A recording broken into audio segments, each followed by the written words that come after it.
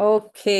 So మనము ఇప్పుడు 10వ అధ్యాయం కంటిన్యూ చేద్దాము బాబా గారిది.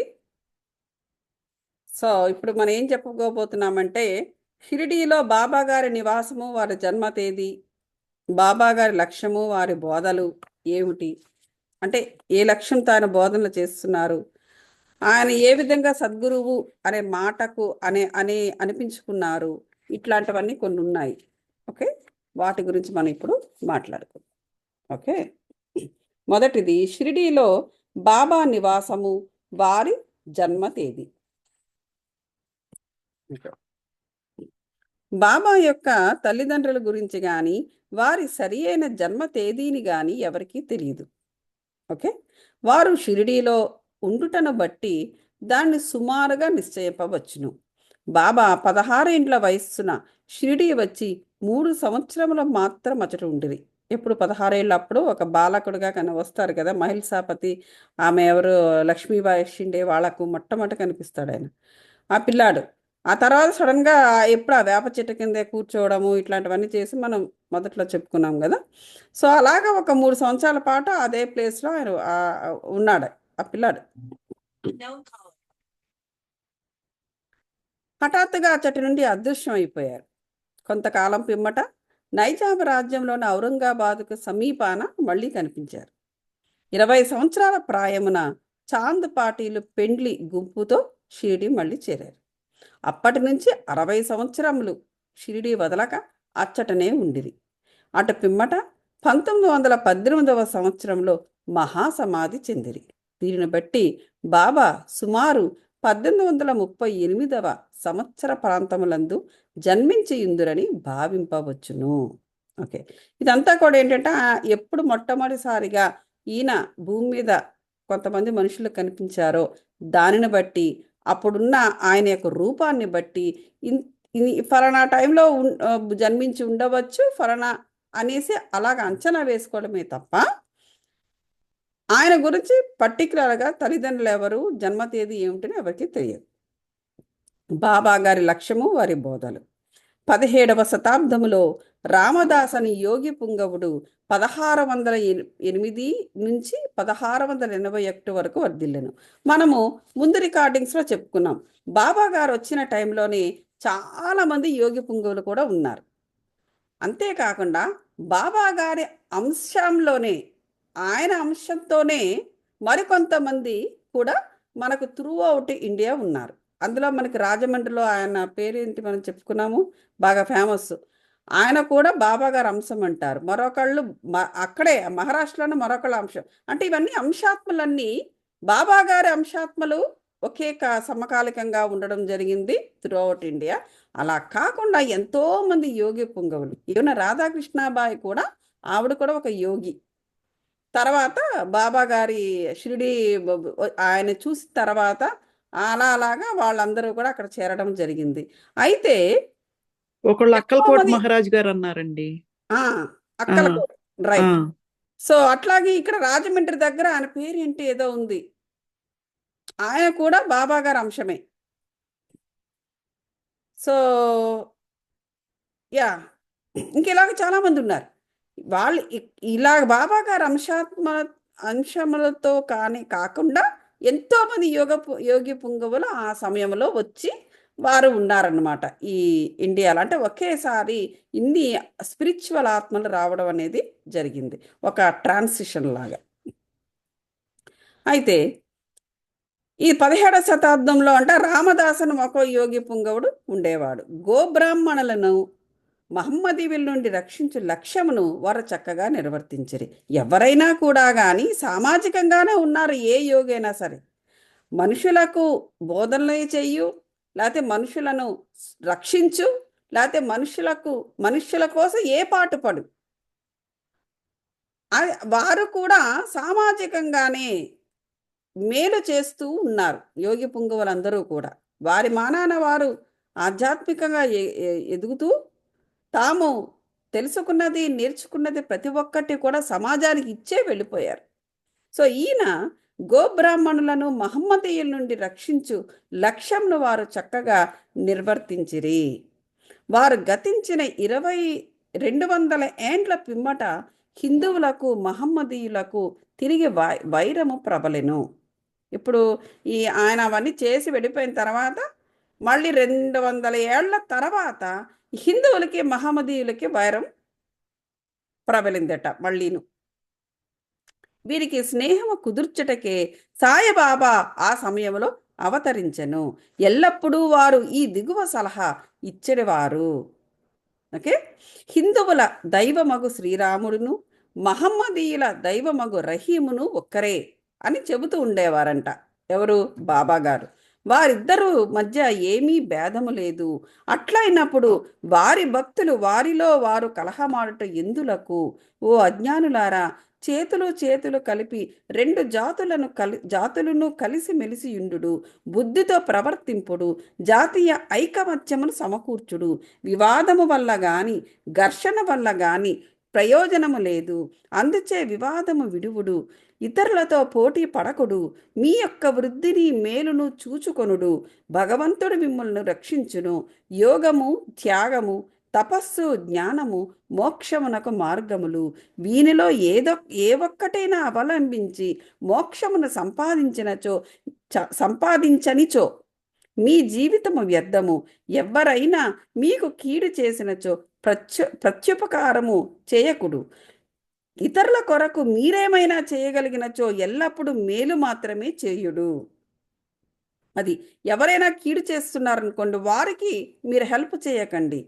ఇతరుల కోసం ఎవరైనా పాటు పడుతుంటే వారికి మేలు చెయ్యండి. అంటే నీకు నువ్వుగా మేలు చెయ్యు, లేదా ఆల్రెడీ మేలు చేస్తున్న వారికి నువ్వు చేయూతనివ్వు. అంతేగాని కీడు చేసే వారికి ఎప్పుడూ కూడా ఉపకారాలు చెయ్యకు అని చాలా ఓపెన్గా చెబుతూ ఉండేవారట. సంగ్రహముగా ఇదియే బాబా యొక్క బోధ. ఇది ఇహమునకు పరమునకు కూడా పనికి వచ్చే బోధ. చూసారా ఎలా చెబుతున్నారో బాబా గారు. అయితే ఇక్కడ బాబా గారే కాదు, నేను ఈ మధ్య కాలంలో అంటే అమెరికాలో కొంతమంది ఏం చేస్తారంటే కొన్ని అములెట్స్ వేసుకుంటారు మెళ్ళో కానీ, లేకపోతే బ్రేస్లెట్స్ అని ఇవన్నీ. ఆ అములెట్స్ మీద చరిత్రకు సంబంధించిన, అంటే అఫ్కోర్స్ మనకి జీసస్ గురించి తెలుసు, స్పిరిచువల్ ఆయన ఉన్నప్పుడు ఒక స్పిరిచువల్ వారే జరిగింది కదా. సో అట్లాగే ఇప్పుడు కొంతమంది ఏంటంటే సెయింట్ అని పెడుతుంటారు. సెయింట్ జోయాన్ ఇట్లాంటివన్నీ పేర్లు మీరు వింటూనే ఉంటారు. అలాంటి ఒక అములెట్ చూశారనమాట, ఒక లాకెట్. ఆమె గురించి చదువుదామని చెప్పేసి వికీపీడియాలోకి వెళితే ఒక అద్భుతమైన కథ కనబడింది. సో ఆ కథ ఏమిటంటే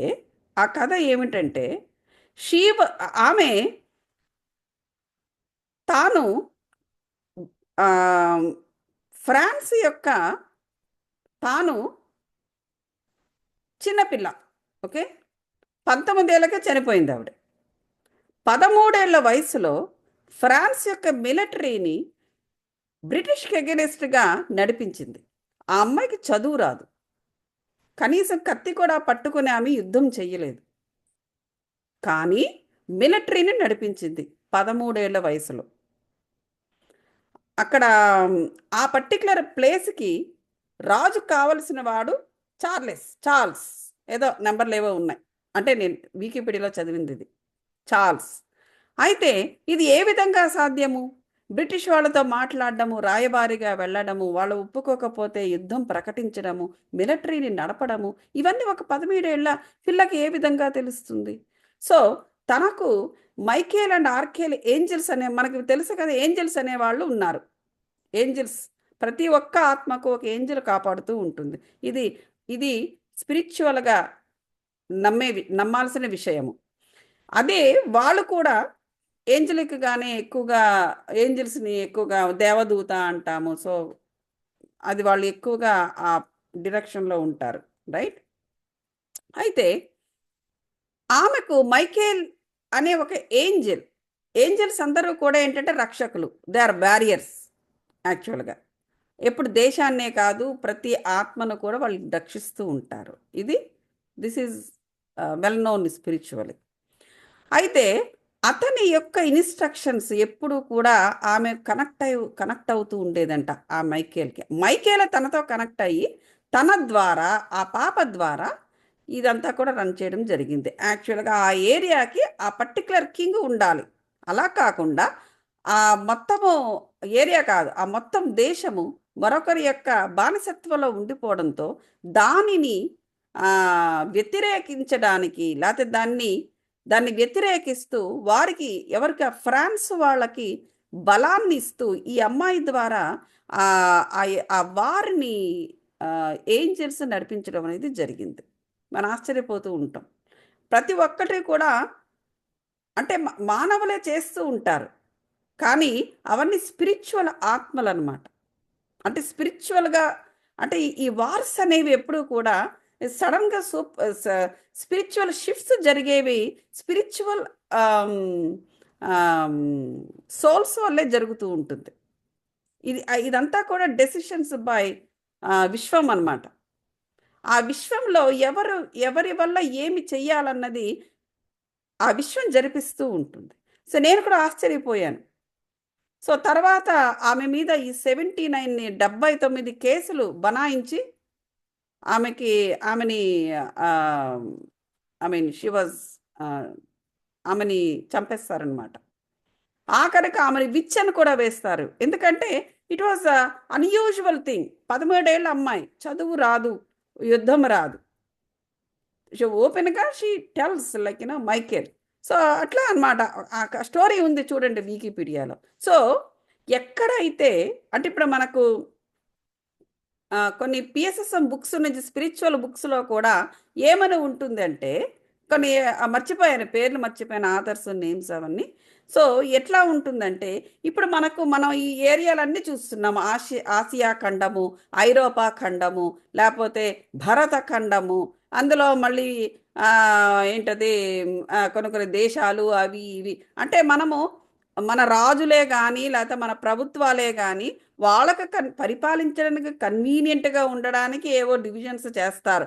ఓకే, ఈ భాగంలో ఈ తూర్పు వైపు ఈ దేశాలు ఉన్నాయి, లేకపోతే ఈ స్టేట్స్ ఉన్నాయి, లేకపోతే ఇందులో ఇది ఉన్నాయి, ఇట్లా. కానీ యాక్చువల్గా మన భూమండలములో ఉన్న ప్రతి ఒక్కటి మనము దేశం అనుకుంటాము, లేకపోతే ఏరియా అనుకుందాం. ప్రతి ఒక్క ఏరియా కూడా దాని నమూనా అప్పర్ స్థాయిలో ఉంటుంది. సో కాబట్టి అది ఆల్రెడీ ఏ ఏరియాకి ఎవరు రాజవ్వాలి, ఎవరి పాలన చేయాలి, ఎలాంటి స్పిరిచువల్ పాలన చేయాలి, ఇవన్నీ కూడా విశ్వం యొక్క సూపర్విషన్లోనే జరుగుతుంది. మనం ఎలాగైతే ప్రతి ఒక్కటి కూడా విధి అంటారు, కొంతమంది నా విధిలా ఉంది అని అంటారు, కొంతమంది అదృష్టం ఇలా ఏడ్సొచ్చిందండి అంటారు. ఇలా ప్రతి ఒక్కటి కూడా మనం ఎటువంటి భాష మాట్లాడినా, ఎటువంటి భాష్యం దానికి ఇచ్చినా, there is a central force on the top. So ఈ దేశాలన్నీ కూడా మనం ఏదో అనుకుంటాం, మనం ఇక్కడ ఉండి ఓకే భారతదేశం నుంచి ఫలానా వాడు అప్పు తీసుకుని ఫలానా దేశం బాగుపడుతుంది, అయితే అమెరికా వాళ్ళు ఇంతమందికి అప్పులు ఇస్తున్నారు, సో ఇన్ని దేశాలను వాళ్ళు టేక్ కేర్ చేస్తున్నారు, వాళ్ళు ఎందుకు ఇవ్వాలి, వీళ్ళు ఎందుకు తీసుకోవాలి. It's all driven by force on the top. ఒక సెంట్రల్ ఫోర్స్ వల్ల జరుగుతుంది ఎప్పుడు కూడా. సో ఎగ్జాక్ట్లీ ఈ నమూనాలు అక్కడ ఉంటాయన్నమాట. సో ఆ దేశానికి ఆ కాలంలో ఫలానావాడు రాజవ్వాలి ఉంటే, కానీ భూమి మీద ఏం జరుగుతుంది అక్కడ, దానికి ఎగనెస్ట్గా విశ్వం యొక్క డెసిషన్కి ఎగనెస్ట్గా ఆ పర్టికులర్ దేశము మరొకరి కాలి కింద బానిసత్వాన్ని అనుభవిస్తుంది. సో దానిని మార్చాలి. దానిని మార్చడానికి విశ్వము అనేది ఎంతమంది ఏంజల్స్ని పురమాయించి కొంతమంది ద్వారా వీటినంతటా జరిపించడం అనేది జరుగుతుంది. అలా జరిగింది అని చెప్పడానికి అక్కడ అది ఒప్పుకోపో కొన్ని గ్రూప్స్ ఒప్పుకోపోవచ్చు, కానీ జరిగింది, ఆ విధంగానే జరిగింది అని మనకు వికీపీడియాలో రాయడం కూడా జరిగింది. సో దానికి ఎగ్నెస్ట్గా ఏమీ రాయలేదు. దానికి కారణము Michael she was led by Michael Angel అనే రాసింది. అది అప్పటి గవర్నమెంటే కానీ కొంతమంది ప్రజలే కానీ నమ్మకపో డజంట్ మ్యాటర్. నమ్మేవాళ్ళు ఫాలో అవుతారు, నమ్మని వాళ్ళు అట్లా ఏదో చేస్తూ ఉంటారు. సో కాబట్టి ఇలాంటివన్నీ కూడా మనకు కేవలము భారతదేశంలోనే కాదు, వివిధ ఖండాలలో వివిధ భాషల వారికి ఎక్కడ స్పిరిచువల్ సోల్స్ అనేది కాముగా ఖాళీగా కూర్చోవు. అవి అగైన్ సమాజము కోసము, లేకపోతే విశ్వము కోసము, లేకపోతే ప్రకృతి కోసము, వీటి కోసమే పాటుపడుతూ ఉంటుంది ప్రతి ఆత్మ కూడా, ఇంక్లూడింగ్ ద ఏంజల్స్. సో ఇక్కడ మనకు షిరిడి సాయిబాబా గారు వచ్చి ముస్లింని హిందువుల్ని కలిపారు. ఇది ఒక ఇది ఇది ఇది ఇది ఎందుకు ఇలా చేశారు అని కొంతమంది ప్రశ్నిస్తారు. లేకపోతే అక్కడ హిందువుల్ని ఫూల్స్ చేయడానికి ఒక మహమ్మదీయుడు ఇలా చేశాడని ఇలా రకరకాలుగా భాష్యం చెబుతూ ఉంటారు మానవులు. కానీ స్పిరిచువల్గా ఏం జరుగుతూ ఉంటుందంటే, ఎక్కడైతే అరాచకం ఉంటుందో అక్కడ ఒక స్పిరిచువల్ సోల్ రావడం అనేది జరుగుతుంది. ఈ మధ్య కాలంలో సినిమాలు కూడా తీస్తున్నారు. ఇప్పుడు ఒక సినిమా చూశాను నేను నిందాక. ఆ సినిమా పేరు ఏంటంటే సుబ్రహ్మణ్యపురం. సుమంత్ ఉన్నాడు, నాగేశ్వరరావు, అక్కినేని నాగేశ్వరరావు వాళ్ళ కుర్రాడు రిలేటివ్ హీరో. అక్కడేదో ఒక అన్యాయం జరుగుతూ ఉంటుంది. పాత రోజుల్లో ఒక ఏన్షియంట్ టైంలో అప్పుడు అప్పుడు అది నిజంగా జరిగినదే. అప్పుడు ఆనాడు పరిపాలించిన రాజులు ఎవరో రవివర్మ, ఆయన టైంలో దండెత్తుకొచ్చిన ఒక మహమ్మదీయ రాజుని మిగతా వాళ్ళని తుదముట్టించే విధానము, ప్లస్ అక్కడ అనుకోకుండా ఒక యాస్ట్రాయిడ్ ఆ టైంలో, అంటే జస్ట్ ఆ యుద్ధం రావడానికి ముందుగా ఒక యాస్ట్రాయిడ్ ఆయన రాజ్యానికి దగ్గరగా వచ్చి పైనుంచి కింద పడుతుంది. ఆ ప్లేస్లో సుబ్రహ్మణ్యేశ్వర స్వామి వెలుస్తాడు యాస్ట్రాయిడ్ రూపంలో. సో కార్తీక పౌర్ణమి రోజున కొన్ని మార్పులు ఆ విగ్రహంలో వస్తాయి. సో దానిని కనిపెట్టాడు ఒక యోగి, అంటే ఒక సిద్ధుడు కనిపెట్టాడు.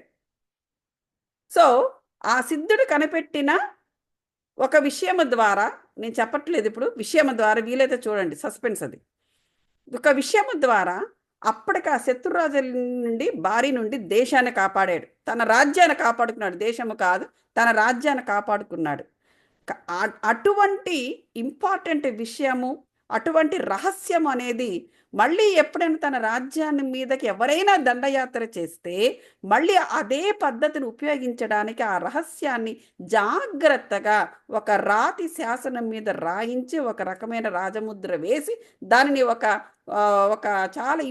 చాలా రహస్యమైన ఒక ప్లేస్లో ఉంచుతాడు. దానిని ఛేదించి ఇప్పుడు ఏదో చేస్తుంటారు.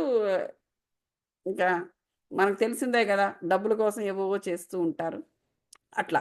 సో కాబట్టి ఇవన్నీ కూడా, అంటే ఇక్కడ ఇందాక నేను చెప్పిన సెయింట్ జోవాన్ ఆవిడ ఒక పాప, ఆవిడ ఒక కన్య, జస్ట్ 13 years అమ్మాయికి అంతే. 19వ సంవత్సరంలో ఆమెని ఎగ్జిక్యూట్ చేసేసారు. అది సో అట్లా అన్నమాట. సో అలాగ వస్తూ ఉండడం అనేది, ఎక్కడైతే అరాచకము ఉంటుందో అక్కడ ఈ యోగులు లేకపోతే ఒక స్పిరిచువల్ సోల్స్ రావడము, ఇవన్నీ కూడా జరుగుతూ ఉంటుందన్నమాట. ఇది కూడా అలాంటిదే ఇప్పుడు నేను చెప్పిన సినిమా. అట్లాగే ఇప్పుడు ఇక్కడ కూడా ఆల్మోస్ట్ ఇక్కడ కూడా అలాగే జరిగిందని నేను నమ్ముతున్నాను. సో ఇప్పుడు బాబా గారు ఎప్పుడు ఈ సలహా చెప్తూ ఉండేవారంట. ఏమని చెప్పారు?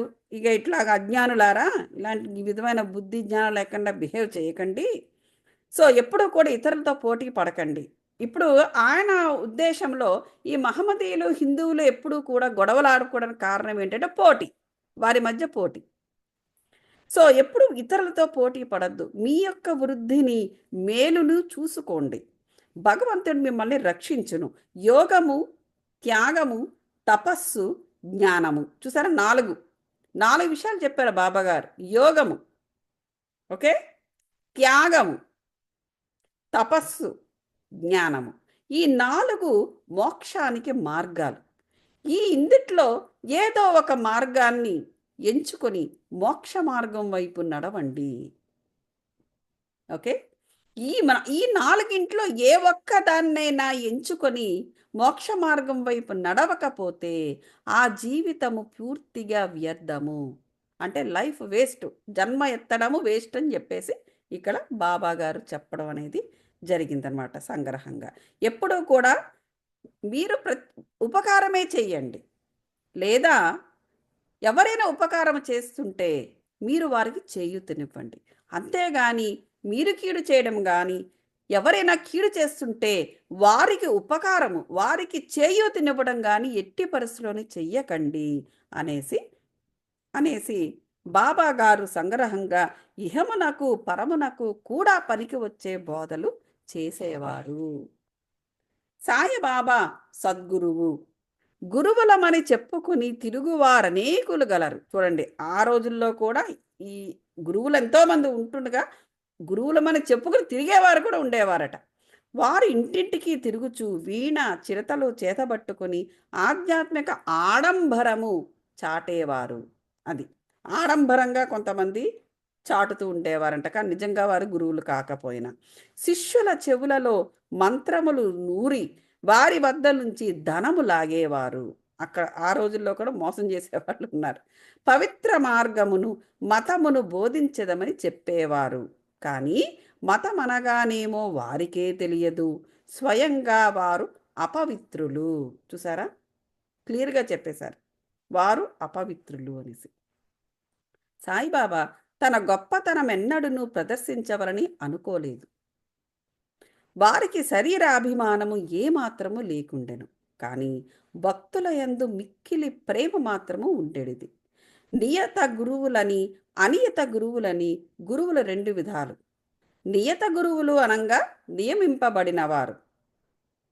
అనియత గురువులంటే సమయానుకూలంగా వచ్చి ఏదైనా సలహా ఇచ్చి మన అంతరంగమునున్న సుగుణమును వృద్ధి చేసి మోక్ష మార్గమును త్రొక్కున్నట్లు చేసేవారు అనియత గురువులు అంటారు. నియత గురువులు అంటే వారు ఒక మెథడాలజీ నేర్చుకుని వారు కొన్ని టెస్టులు అవి పాస్ అయ్యి చేసి, ఇప్పుడు మన కంచి కామకోటి పీఠాధిపతి అంటే వాళ్ళు just for the test purpose అని చెప్పను, వారు కూడా స్పిరిచువల్గా ఎదిగారు. అలా ఎదిగినప్పుడే వాళ్ళు కొన్ని టెస్టులకి వాళ్ళు అర్హులవుతారు, ఆ టెస్ట్లు పాస్ అవ్వగలరు. ఓకే, కానీ వాళ్ళు కొన్నిటికి నియమిస్తారు, నియమింపబడతారు బై గవర్నమెంట్. కొన్ని పనులు, స్పిరిచువల్ పనులు చేయడానికి నియమితులవుతారు. అది ఒకప్పుడు కూడా ఉండింది కదా. ఇప్పుడు ఫర్ ఎగ్జాంపుల్ శ్రీరాముడు రాజ్యం ఏలేటప్పుడు వాళ్ళ రాజ్యగురువు ఎవరు? వశిష్ఠుడు, రైట్? అయోధ్య వీళ్ళందరూ కోర్స్ ఎంతోమంది గురువులు అనే విశ్వామిత్రుడు వీళ్ళందరూ వచ్చి రాముడికి హెల్ప్ చేశారు, ఎన్నో విద్యలు నేర్పి. కానీ వశిష్ఠుడు వాళ్ళ రాజగురువు. అట్లాగా నియమితులైన వారు కూడా స్పిరిచువల్గా చాలా అప్పర్ స్థాయిలో ఉన్నవారే. మరి కొంతమంది ఏంటంటే అప్పటికప్పుడు మన అవసరాన్ని బట్టి వచ్చి, మన సమస్యను బట్టి అలా వచ్చి అలా సమస్యను తీర్చేసి అలా వెళ్ళిపోతూ ఉంటారు. వాళ్ళ అనియత గురువులని వాళ్ళని చెప్పడం జరిగింది. అది ఏ రూపంలోనైనా వాళ్ళు ఉండవచ్చు. ఒక స్త్రీ రూపంలో ఉండవచ్చు, పురుష రూపంలో ఉండవచ్చు, ఒక పాప రూపంలో ఉండవచ్చు, లేదా నీ ఫ్రెండ్ రూపంలో ఉండవచ్చు, చెప్పలేము.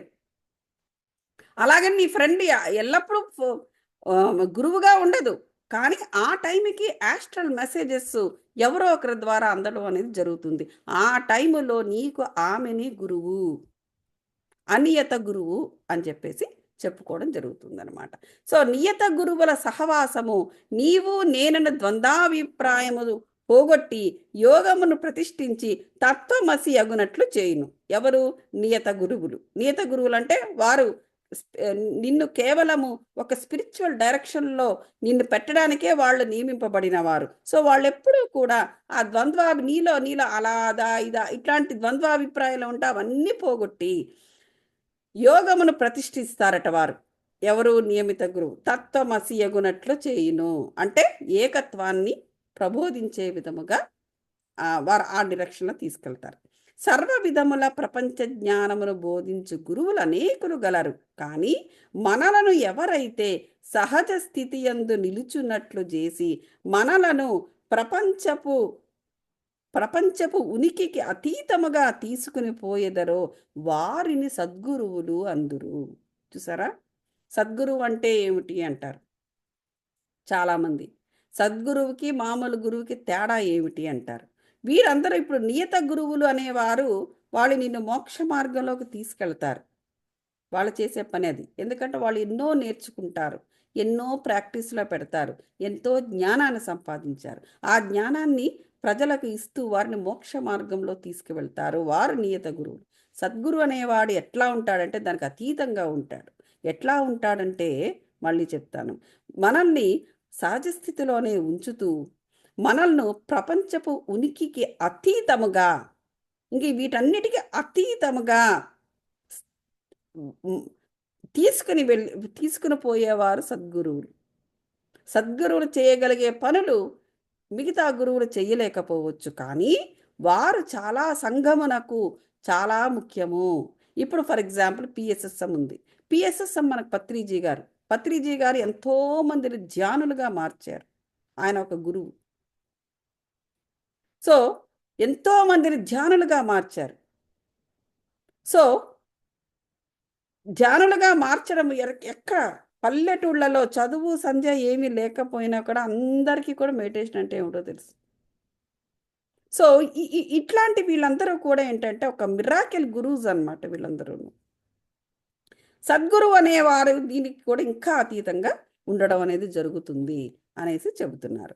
వారి మహిమ వర్ణనాతీతము. ఎవరైనా వారిని దర్శించినచో బాబా వారి యొక్క భూత భవిష్యత్ వర్తమానాలన్నిటినీ చెప్పేసేవారు. చూసారా? ప్రతి జీవి యందు బాబా దైవత్వమును చూసేవారు. స్నేహితులు విరోధులు వారికి సమానులే. నిరభిమానము సమానత్వము వారిలో మూర్తీభవించినవి. నిరభిమానం అంటే అభిమానం ఏమీ లేదు, రాగము లేదు, ద్వేషము లేదు. దేవరి యందు దేని యందు ఎప్పుడు సమత్వమే. స్థిత ప్రజ్ఞత కలిగి ఉండేవారు. అష్టసిద్ధులే ఉన్నాయి. ఆయన చెబితే పంచభూతాలే మాట వింటున్నాయి. ఇంక మళ్ళీ ఆయనకు ఏకత్వం అనేది కొత్తనా? అయినా సరే ఏకత్వాన్ని పాటిస్తూ ఇంకా ఇంకా ఇంకా మేలు చేస్తూనే ఉండేవారు. దుర్మార్గులను అవసరాలు కూడా తీర్చేసేవారంట ఆయన. వాడు దుర్మార్గుడని తెలిసినా కూడా ఎందుకు అలా చేసేవారు? దుర్మార్గుల యొక్క అవసరాలు తీర్చడము. దుర్మార్గుల యొక్క మనసులు ఎప్పుడు దుర్మార్గంగానే ఆలోచిస్తాయి. వాళ్ళ అవసరాలు ఈయన తీర్చడం ఏంటి అని డౌట్ మీ అందరికీ రావచ్చు. దుర్మార్గుల అవసరాలు తీర్చడము అంటే అర్థం ఏంటంటే దుర్మార్గత్వానికి చేయూతనిస్తున్నారని కాదు. బాబా గారి యొక్క ఆరాలోకి ఏ దుర్మార్గుడైనా సన్మార్గుడు రావచ్చు, దుర్మార్గుడు రావచ్చు, ఎవరైనా రావచ్చు. ఒక్కసారిగా ఆయన ఆరాలోకి ప్రవేశిస్తే వాడికి దుర్మార్గపు ఆలోచన చెయ్యలేడు.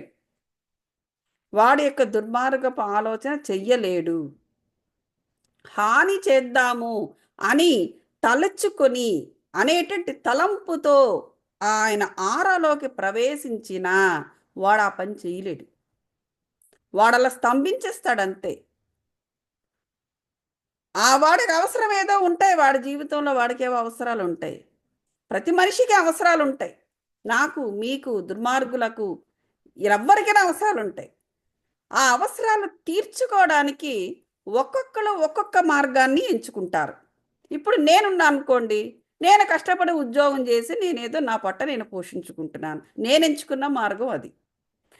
మరొకడు దుర్మార్గుడు ఉన్నాడు అనుకోండి, వాడి ఆలోచన వాళ్ళ ఆలోచన యంత్రాంగం ఆ విధంగా పనిచేస్తుంది. వాడు ఏదో దుర్మార్గపు పనులు చేసో, ఏదో అండర్ వరల్డ్ ఇది చేసో, లేకపోతే ఏ చీకటి రాజ్యంలో ఉన్న పనులను ఎత్తుకుని వాడు ఆ విధంగా పొట్ట పోషించుకోవాలనుకుంటాడు. వాడు చీకట్లో ఉండడం, వాడు యాక్టివ్గా ఉంటాడు. వాడొక నాక్టర్నల్. చీకట్లో ఏం జరుగుతుంటాయి? ఎన్నో రకాలు జరుగుతూ ఉంటాయి. మీరు ఇంకొక డైరెక్షన్ ఎంచుకుంటారు. మరొకరైతే స్పిరిచువల్ ఎంచుకుంటారు. మరొకటి ఎంచుకుంటూ ఉంటారు. సో ఎవరు ఏ మార్గంలో ఈ మార్గాన్ని ఎంచుకున్నా అన్ని ఎందుకు, దేనికి? వారి అవసరాల కోసమే.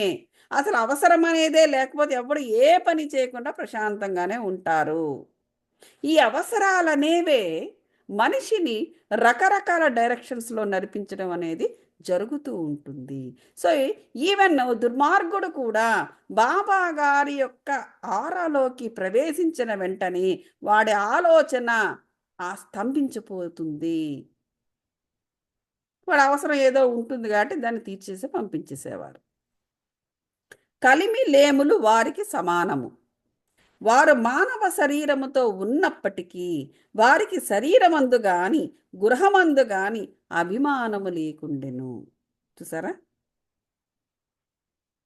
వారు శరీరధారుల వలె కనిపించినను నిజముగా నిస్శరీరులు, జీవన్ముక్తులు. శరీరధారి అంటే శరీరం ఉన్నప్పటికీ కూడా ఆయన నిస్శరీరంగా ఉండేవాడంట, శరీరం లేనట్టే ఉండేవారంట, ఎప్పుడూ ఆత్మతోనే కనెక్ట్ అవ్వడము. బాబాను భగవాను వలె పూజించిన షిరిడీ ప్రజలు పుణ్యాత్ములు. తినుచు త్రాగుచు తమ దొడ్లలోనూ పొలముల్లోనూ పని చేసుకొనుచు వారెల్లప్పుడూ సాయిని జ్ఞప్తి అందించుకొని సాయి మహిమను కీర్తించుచుండేవారు. సాయి తప్ప ఇంకొక దైవమును ఎరుగరు. షిరిడి స్త్రీల ప్రేమను, భక్తిని, దాని మాధుర్యమును వర్ణించుటకు మాటలు చాలవు. వారు అజ్ఞానులైనప్పటికీ ప్రేమతో పాటలను కూర్చుకుని వారికి వచ్చు భాషా జ్ఞానముతో పాడుచుండిరి.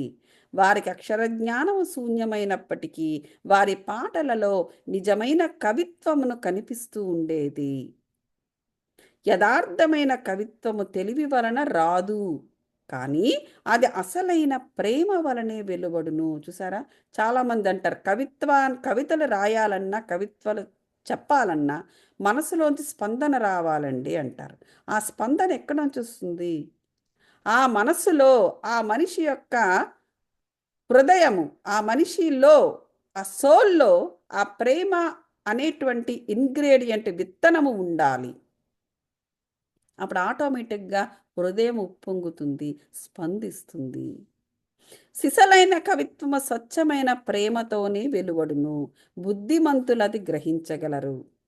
ఈ పల్లె పాటలన్నీ సేకరింపదగినవి. ఏ భక్తుడైనా వీనిని శ్రీసాయిలీల సంచికలో ప్రకటించిన బాగుండును. అంటే ఆయన అనుకుంటున్నాడు, ఎంత బాగా పాడుతున్నారు వీళ్ళందరూ, ఆ ప్రేమ ఒప్పొంగి వారు పాడే పాటలు, వాళ్ళకి అక్షర జ్ఞానము లేదు, చదువుకోలేదు, ఎప్పుడు స్కూల్కి వెళ్ళలా, కానీ వాళ్ళ పాటల్లో కవిత్వం ఉప్పొంగుతుంది. అది వారి హృదయంలో ఉన్న ప్రేమ వల్ల అనేది క్లియర్గా కనిపిస్తూ ఉండేదన్నమాట. అది హేమట్ పంత్ రాశారు.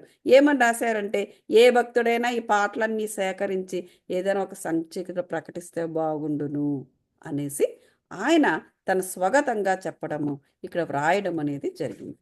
ఓకే, మనం ఇక్కడ ఆపుదాం. అందరూ కూడా సుఖాశ్రీల కంటే మాస్టర్స్.